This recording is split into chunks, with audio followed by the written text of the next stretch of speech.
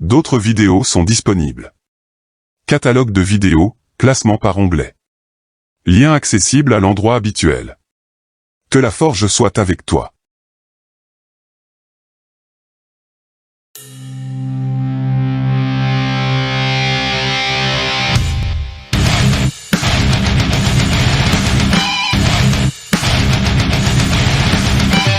Mes respects à tout le monde, bienvenue dans la forge du Quantum. Aujourd'hui, forge MAN numéro 44, récurrence simple. Et on commence sans plus attendre par l'exercice numéro 1, avec lequel ton cerveau va atteindre sa température optimale d'utilisation. C'est parti.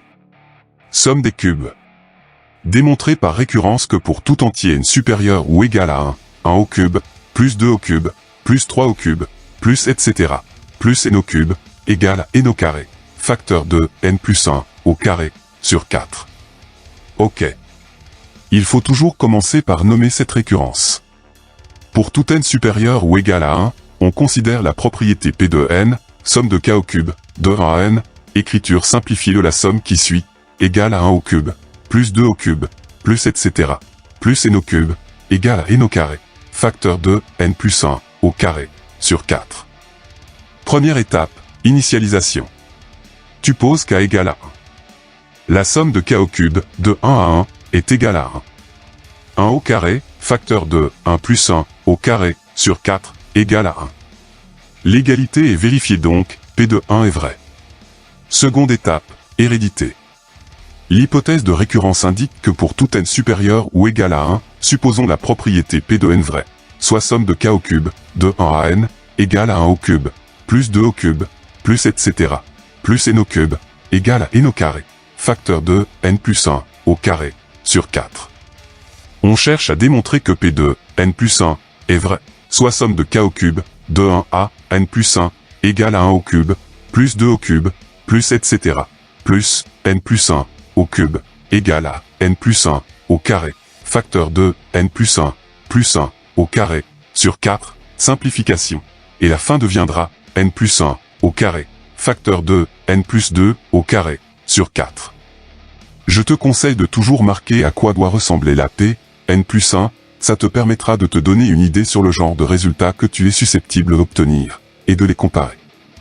On continue. Pour faciliter la compréhension, j'ai décidé de nommer Sn cette somme d'entiers au cube. Je te rappelle qu'à ce niveau de la résolution, il faut partir de la propriété P de n, pour reconstruire la P de n plus 1. Mais dans ce cas-ci, je vais te montrer comment partir de la propriété P de n plus 1, et trouver sa relation avec P de n de façon simple, sans prise de tête. 1 au cube, plus 2 au cube, plus etc., plus n plus 1 au cube, égale à 1 au cube, plus 2 au cube, plus etc., plus n au cube, plus n plus 1 au cube. Donc, x, n plus 1, est égal à Sn, plus n plus 1 au cube.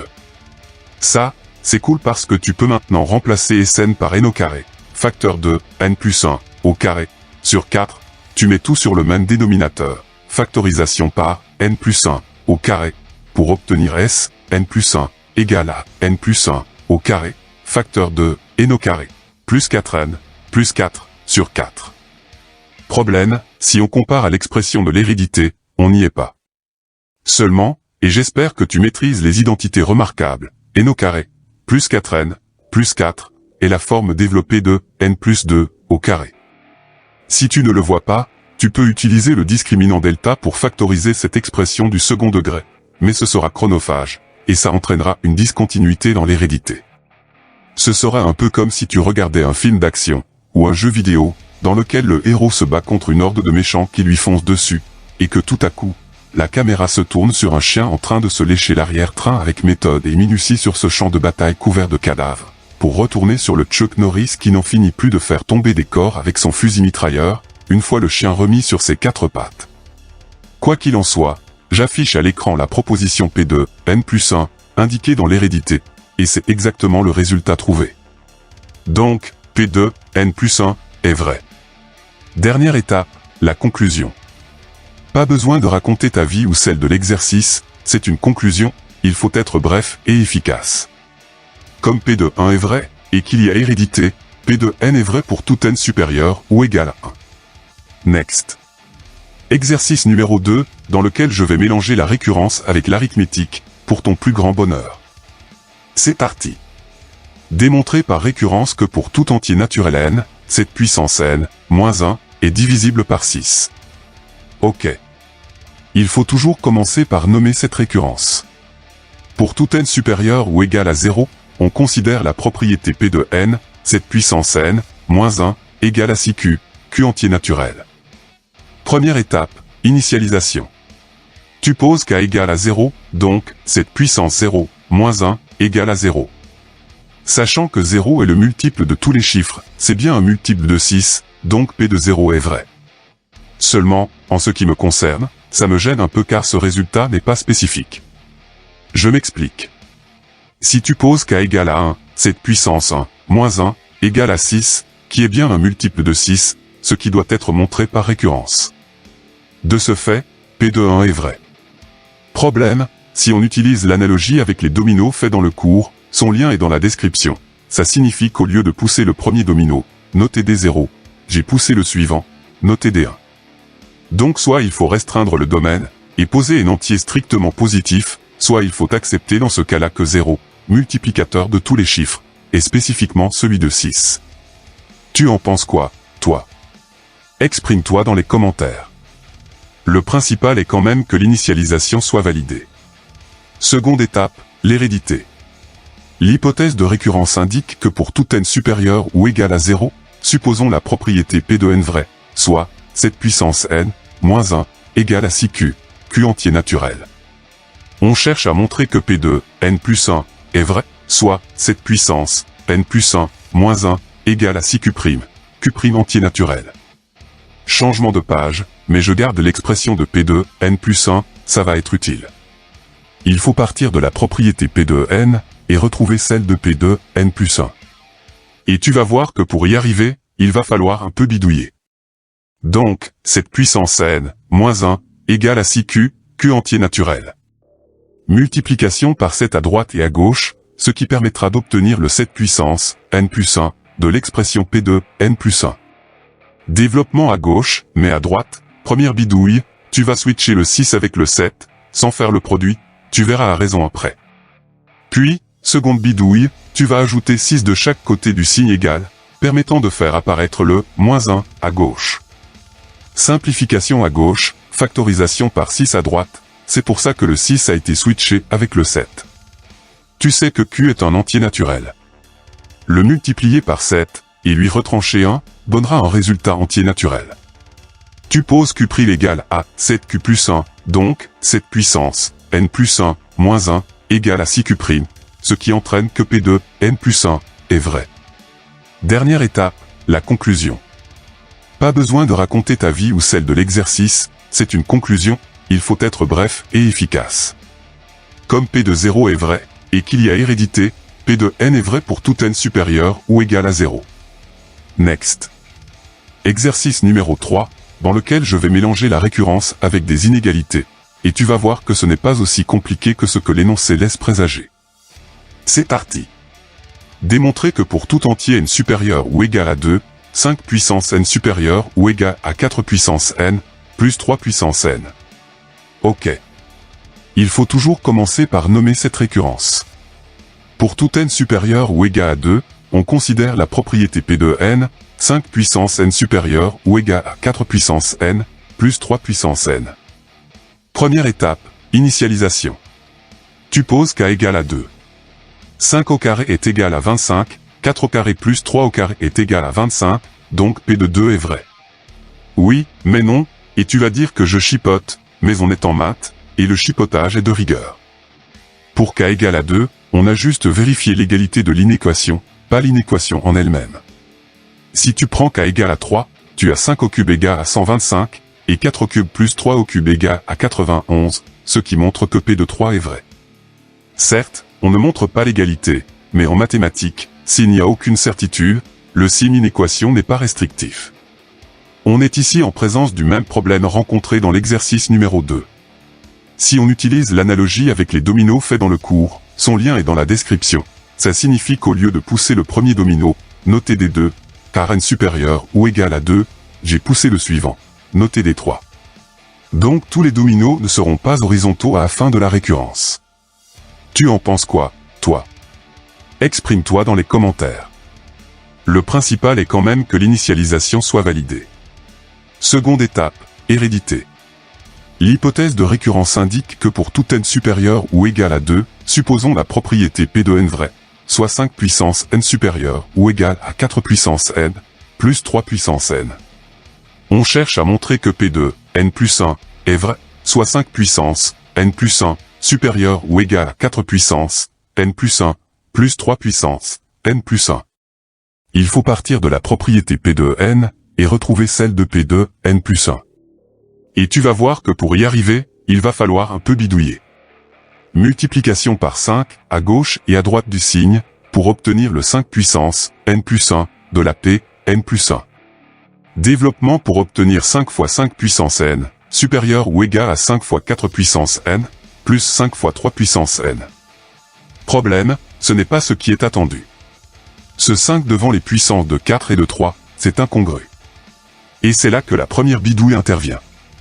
Le 5 devant le 4 puissance n est transformé en 5 quarts fois 4, le 5 devant le 3 puissance n est transformé en 5 tiers fois 3. Changement de page, ça s'impose.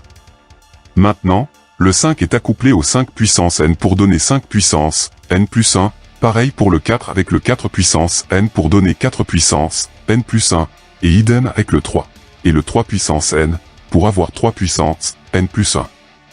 Mais si tu compares avec la propriété P de n plus 1, tu n'es pas sorti de l'auberge. La seconde bidouille est ici. Tu sais que 5 quarts est strictement supérieur à 1, comme 5 tiers. De ce fait, 5 quarts fois 4 puissance n plus 1, plus 5 tiers fois 3 puissance n plus 1, est strictement supérieur à 4 puissance n plus 1, plus 3 puissance n plus 1. Par conséquent, 5 puissance n plus 1, est supérieur ou égal à 5 quarts fois 4 puissance n plus 1, plus 5 tiers fois 3 puissance n plus 1, strictement supérieur à 4 puissance n plus 1, plus 3 puissance n plus 1. La P de n plus 1 est vraie. Dernière étape, la conclusion. Pas besoin de raconter ta vie ou celle de l'exercice, c'est une conclusion, il faut être bref et efficace. Comme P de 2 est vrai, et qu'il y a hérédité, P de n est vrai pour tout n supérieur ou égal à 2. Next. Exercice numéro 4, dans lequel je vais mélanger fonction et récurrence, tu l'auras au menu dans un devoir surveillé ou mieux encore, au baccalauréat. C'est parti. On considère la fonction définie sur 0 exclu, plus l'infini exclu, par f de x égale à x sur 2, plus 1 sur x. Question 1, étudier les variations de f. Pour des raisons de praticité, il vaut mieux commencer par les limites. Tu reprends l'expression de la fonction donnée dans l'énoncé, qui peut être utilisée telle quelle pour les limites en 0 et en plus l'infini, car elle ne conduit à aucune forme indéterminée. Par contre, il faut soigner la rédaction, c'est primordial. Limite en 0 d'abord. La limite de x sur 2, quand x tend vers 0, x strictement supérieur à 0, est nulle. La limite de 1 sur x, quand x tend vers 0, x strictement supérieur à 0, est égal à plus l'infini. En effet, diviser par 0 plus, c'est multiplier par plus l'infini, ne pas oublier d'appliquer la règle des signes. Par somme, la limite de f de x, quand x tend vers 0, x strictement supérieur à 0, est plus l'infini. Maintenant, limite en plus l'infini. La limite de x sur 2, quand x tend vers plus l'infini, est plus l'infini. La limite de 1 sur x, quand x tend vers plus l'infini, est nulle. En effet, diviser par plus l'infini, c'est multiplier par 0 plus, donc 0. Par somme, la limite de f de x, quand x tend vers plus l'infini, est plus l'infini. On passe aux variations. De la fonction, tu détermines sa dérivée, tu mets tout sur le même dénominateur, et f' de x sera égal à x au carré moins 2 sur 2x au carré. Une factorisation est encore possible grâce aux identités remarquables. Le numérateur est transformé en x au carré moins racine carrée de 2 au carré, qui se factorise en x moins racine carrée de 2, facteur de x plus racine carrée de 2. Après, tu peux utiliser le discriminant delta, mais sache que sur Avignon, et je présume que c'est pareil dans d'autres villes, des professeurs sanctionnent l'utilisation massive et abusée du delta. Donc il va falloir être raisonnable et apprendre tes identités remarquables.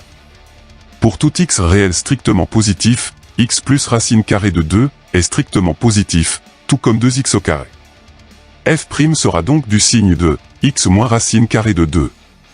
Tu poses x moins racine carrée de 2 supérieur ou égal à 0, ce qui implique que x supérieur ou égal à racine carrée de 2.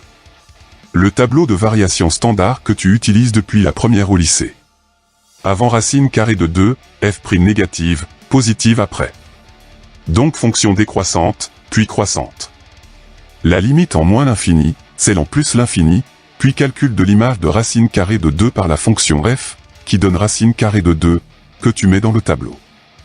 Et petite remarque qui va avoir son importance par la suite, pour tout x supérieur ou égal à racine carrée de 2, f de x sera aussi supérieur ou égal à racine carrée de 2. À mettre dans un coin accessible de ton cerveau, on va en avoir besoin sous peu. Next. Question 2, on considère la suite définie par u0 égale à 5, et pour tout entier naturel à n, u, n plus 1, est égal à f de un.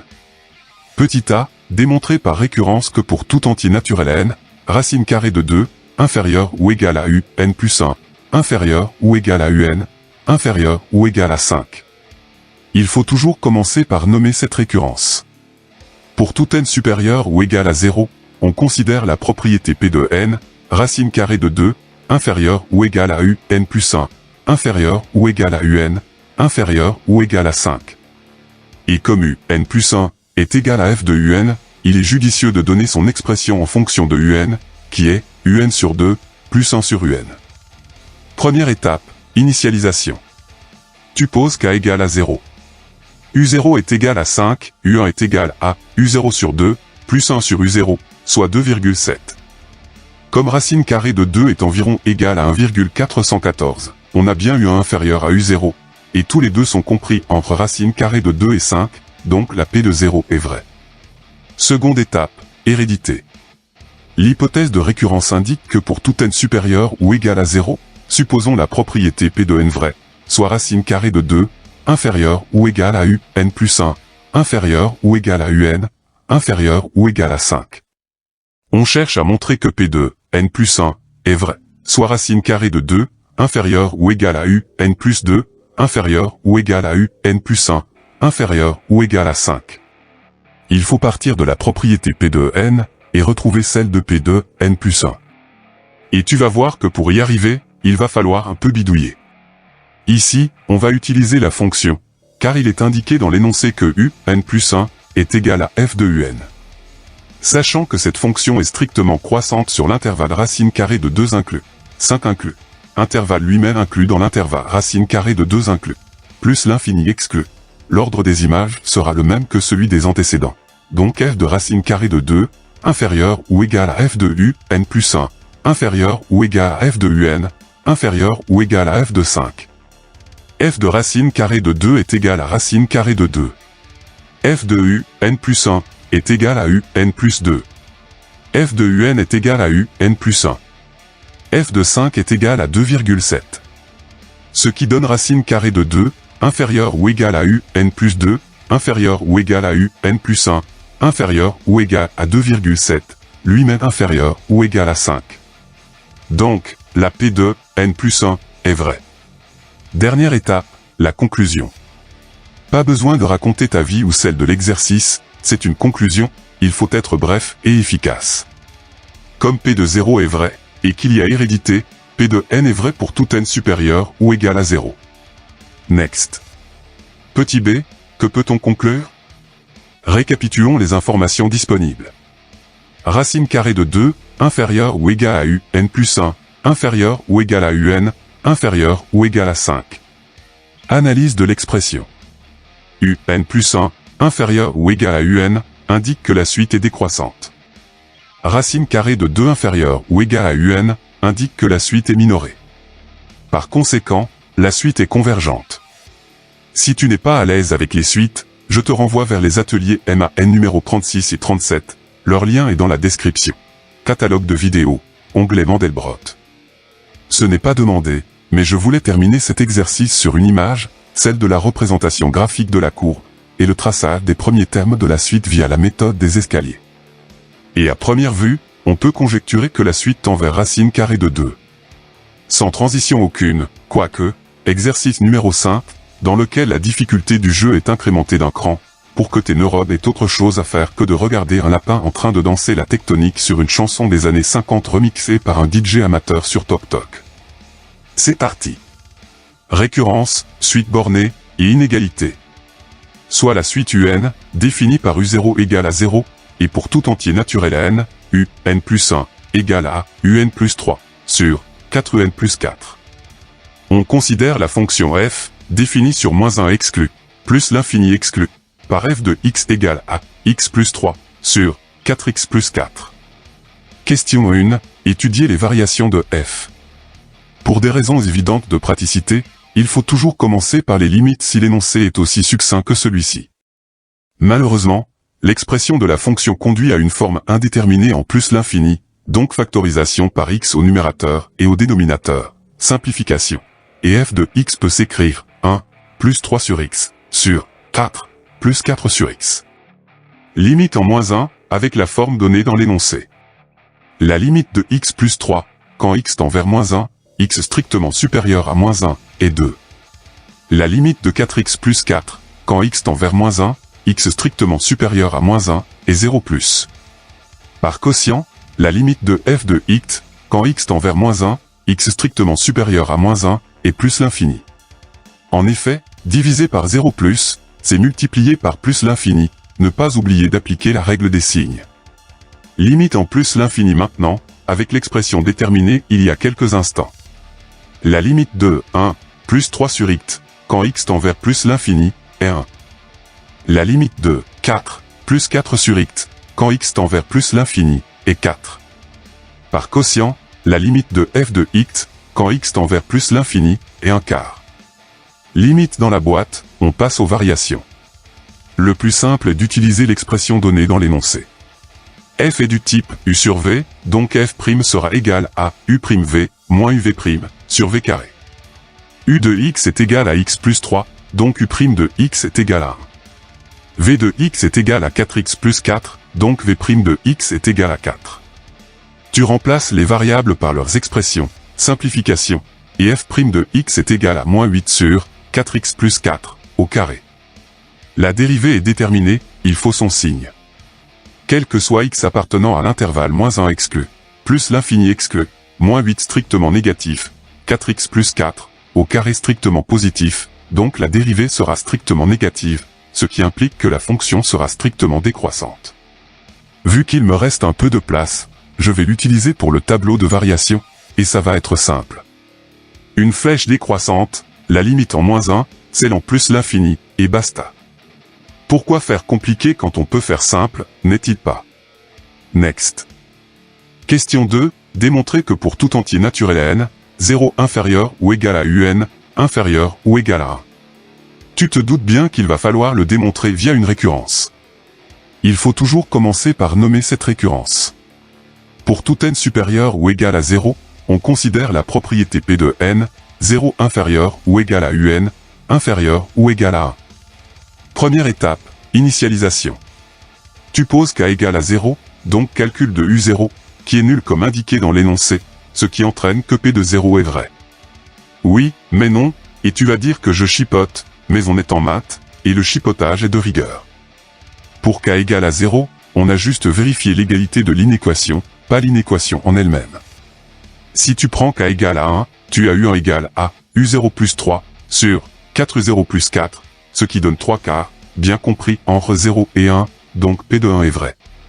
Certes, on ne montre pas l'égalité, mais en mathématiques, s'il n'y a aucune certitude, le signe inéquation n'est pas restrictif.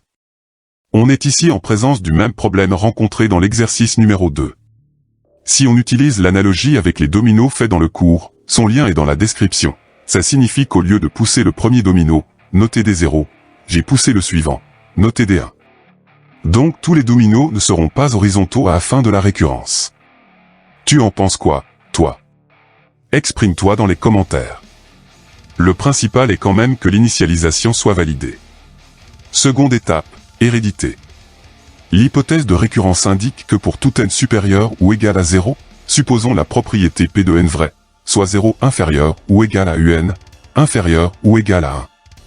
On cherche à montrer que P de n plus 1 est vrai, soit 0 inférieur ou égal à un plus 1, inférieur ou égal à 1. Il faut partir de la propriété P de n et retrouver celle de P de n plus 1. Et tu vas voir que pour y arriver, il va falloir un peu bidouiller. Ici, on va utiliser la fonction, car il est indiqué dans l'énoncé que un plus 1 est égal à f de un. Affichage de la propriété P de n. Sachant que la fonction est strictement décroissante, l'ordre des images sera inversé par rapport à celui des antécédents. Donc f de 0 supérieur ou égal à f de un, supérieur ou égal à f de 1.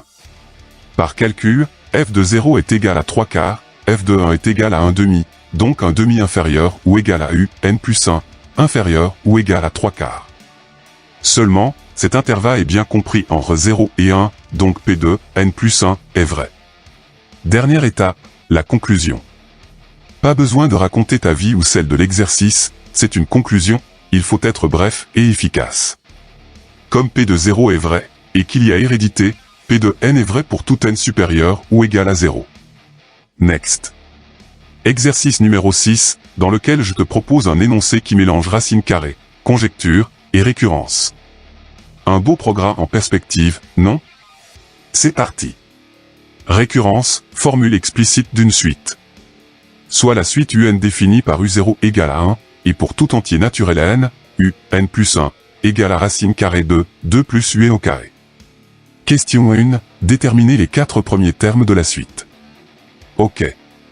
On a déjà u0 donné dans l'énoncé, égal à 1. Sachant que n plus 1 est égal à racine carrée de 2 plus un au carré, alors u1 sera égal à racine carrée de 2 plus u0 au carré. Tu remplaces u0 par 1, et u1 sera égal à racine carrée de 3. Par le même procédé, u2 sera égal à racine carrée de 2 plus u1 au carré. Tu remplaces u1 par racine carrée de 3, et u2 sera égal à racine carrée de 5. Par le même procédé, u3 sera égal à racine carrée de 2 plus u2 au carré. Tu remplaces u2 par racine carrée de 5, et u3 sera égal à racine carrée de 7. Par le même procédé, u4 sera égal à racine carrée de 2 plus u3 au carré. Tu remplaces u3 par racine carrée de 7, et u4 sera égal à racine carrée de 9, soit 3. Next. Question 2, conjecturer l'expression de un en fonction de n. Beaucoup d'entre vous ne savent pas comment aborder ce genre de questions, alors que c'est d'une simplicité alarmante si on prend l'habitude de ne pas se prendre la tête. Je remets les valeurs calculées précédemment, et il faut trouver une relation simple entre le rang de la suite et la valeur numérique du terme. Je vais te montrer. U0 est égal à 1. Le rang est égal à 0, le terme à 1, donc il faut peut-être additionner 1. U1 est égal à racine carrée de 3. Le rang est égal à 1, le terme à racine carrée de 3.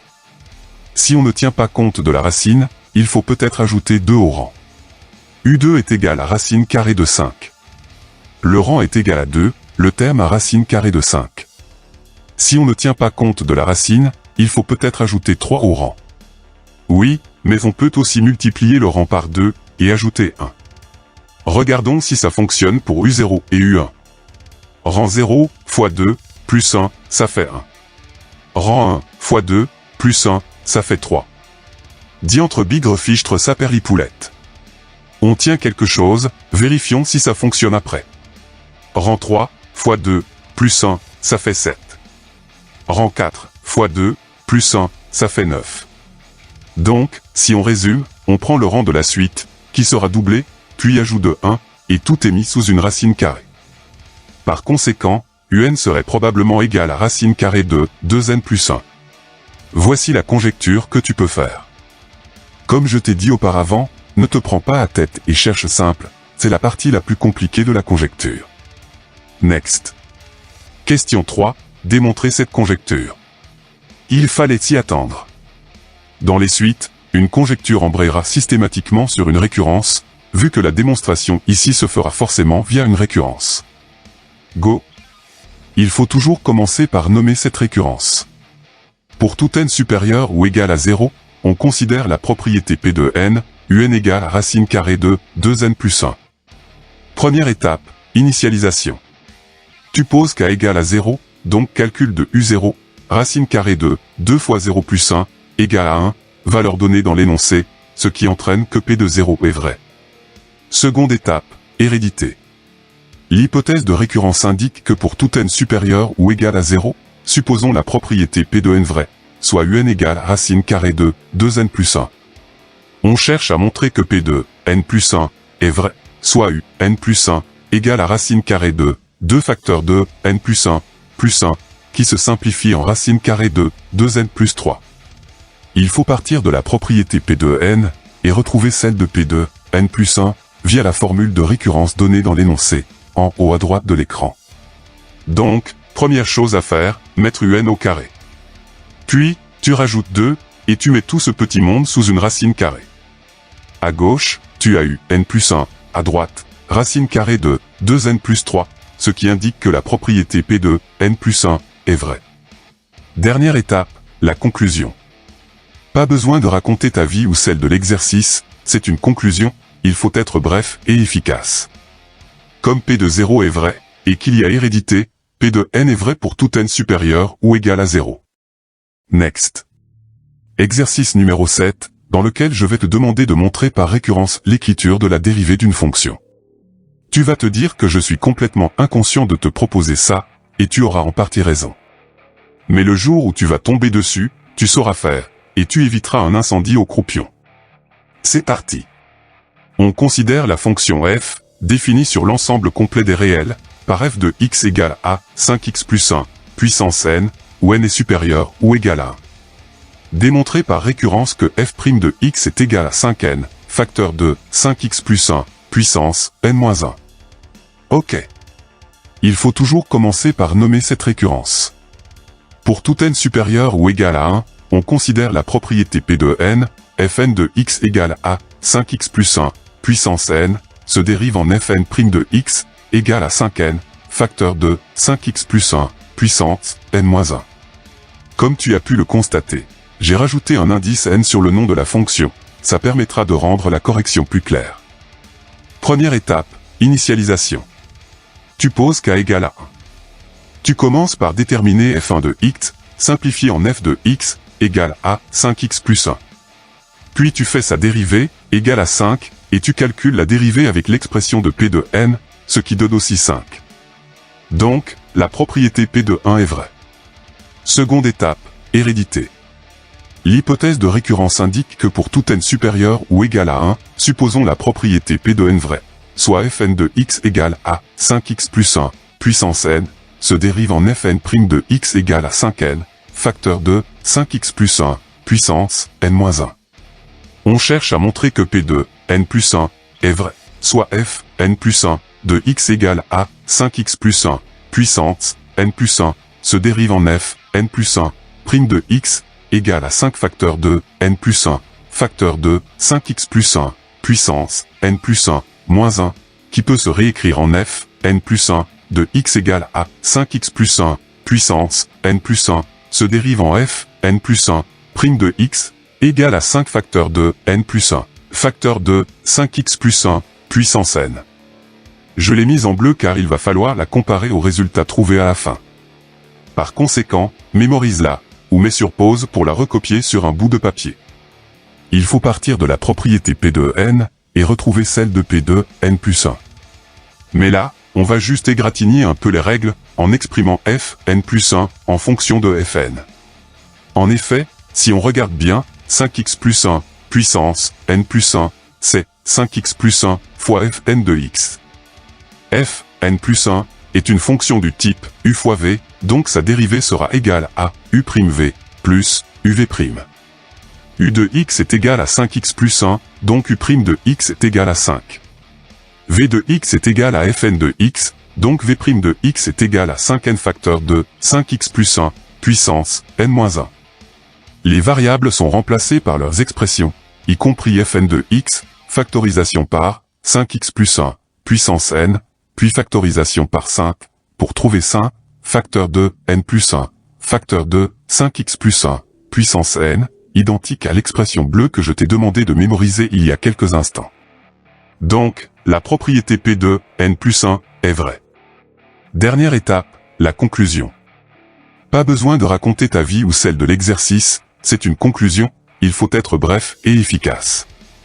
Comme P de 1 est vrai, et qu'il y a hérédité, P de n est vrai pour tout n supérieur ou égal à 1. Next.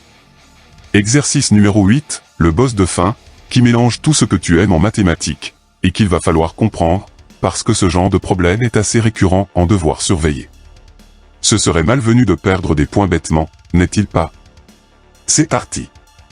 Soit la suite numérique un, définie sur l'ensemble des entiers naturels, par u0 égale à 2, et u, n plus 1, égale à 2 tiers de un, plus 1 tiers de n, plus 1. Question 1, petit a, calculer u1, u2, u3, et u4. On pourra en donner des valeurs approchées à 10 puissance moins 2 près. Ok. On sait que u0 est égal à 2. Comme u, n plus 1, est égal à 2 tiers de un, plus 1 tiers de n, plus 1, ça implique que u1 sera égal à 2 tiers de u0, plus 1 tiers fois 0, plus 1, ce qui donne 7 tiers, soit environ 2,33. Par le même procédé, u2 sera égal à 2 tiers de u1, plus 1 tiers fois 1, plus 1, ce qui donne 26 neuvièmes, soit environ 2,89. Bien entendu, tu utilises la valeur exacte de u1 pour faire le calcul, pas sa valeur approchée. Par le même procédé, u3 sera égal à 2 tiers de u2, plus 1 tiers fois 2, plus 1, ce qui donne 97/27, soit environ 3,59. Bien entendu, tu utilises la valeur exacte de u2 pour faire le calcul, pas sa valeur approchée. Par le même procédé, u4 sera égal à 2 tiers de u3, plus 1 tiers fois 3, plus 1, ce qui donne 356/81, soit environ 4,39. Bien entendu, tu utilises la valeur exacte de u3 pour faire le calcul, pas sa valeur approchée. Petite remarque, fais bien attention à la valeur de n dans ce calcul, la moindre erreur est fatale. Fais comme moi, pose le calcul, certes c'est chronophage, mais tu es sûr de ne pas te prendre les pieds dans le tapis. Next. Petit b, formuler une conjecture sur le sens de variation de cette suite. Vu qu'on a demandé des valeurs numériques sur les premiers termes, on va les utiliser pour conjecturer. Je les affiche sur l'écran. Il est évident que u0 est inférieur à u1, lui-même inférieur à u2, et ainsi de suite. Donc la suite serait croissante. Oui, c'est un peu léger, mais c'est juste une conjecture, pas une démonstration. Next. Question 2, petit a, démontrer que pour tout entier naturel à n, un inférieur ou égal à n plus 3. Tu te doutes bien que tu vas devoir utiliser la récurrence ici. Il faut toujours commencer par nommer cette récurrence. Pour tout n supérieur ou égal à 0, on considère la propriété P de n, un inférieur ou égal à n plus 3. Première étape, initialisation. Tu poses k égale à 0. u0 est égal à 2, 0 plus 3 est égal à 3, donc, la propriété P de 0 est vraie. Seconde étape, hérédité. L'hypothèse de récurrence indique que pour tout n supérieur ou égal à 0, supposons la propriété P de n vraie, soit un inférieur ou égal à n plus 3. On cherche à montrer que P de n plus 1 est vrai, c'est-à-dire n plus 1 inférieur ou égal à n plus 1 plus 3, soit n plus 1 inférieur ou égal à n plus 4. Il faut partir de la propriété P de n et retrouver celle de P de n plus 1. Pour cela, on va utiliser la forme de récurrence entourée en bleu, c'est-à-dire multipliée par 2 tiers, puis ajouter 1 tiers de n, plus 1, de chaque côté du signe, inférieur ou égal. À gauche, on a n plus 1, à droite après simplification, n plus 3, qui est toujours inférieur ou égal à n plus 4. Donc P de n plus 1 est vrai. Dernière étape, la conclusion. Pas besoin de raconter ta vie ou celle de l'exercice, c'est une conclusion, il faut être bref et efficace. Comme P de 0 est vrai, et qu'il y a hérédité, P de n est vrai pour tout n supérieur ou égal à 0. Next. Petit b, démontrer que pour tout entier naturel à n, n plus 1, moins un est égal à un tiers facteur de n, plus 3, moins un. Attention, beaucoup pensent à refaire une récurrence ici, alors que ce n'est pas possible. Il suffit juste de calculer n plus 1, moins un, en remplaçant n plus 1, par son expression entourée en rouge et donnée dans l'énoncé. Tu réduis, tu factorises par un tiers, tu ordonnes, et tu auras bien n plus 1, moins un est égal à un tiers facteur de n, plus 3, moins un. Next. Petit c, en déduire une validation de la conjecture précédente. Pour vérifier si la suite est bien croissante, il faut déterminer le signe de u, n plus 1, moins un. Pour ce faire, on va utiliser tout ce qui a été montré ou démontré dans les questions précédentes, car il faut le déduire. On a l'expression de u, n plus 1, moins un, et on sait que un est inférieur ou égal à n plus 3. Donc si un passe à droite, tu auras 0 inférieur ou égal à n, plus 3, moins un. En multipliant par un tiers, on voit apparaître u, n plus 1, moins un, positif ou nul. Comme le rang suivant est supérieur au rang de référence, ceci implique que la suite est croissante, donc la conjecture est validée. Youpi! La forge est désormais terminée. Des questions. Un complément d'information. Rejoins-moi dans l'espace commentaires. D'autres exercices en PDF, librement téléchargeables, sont disponibles dans la description de cette vidéo. À toi de forger maintenant. Prochaine vidéo sur l'enclume. Que la forge soit avec toi. Stay tuned. Tchuss.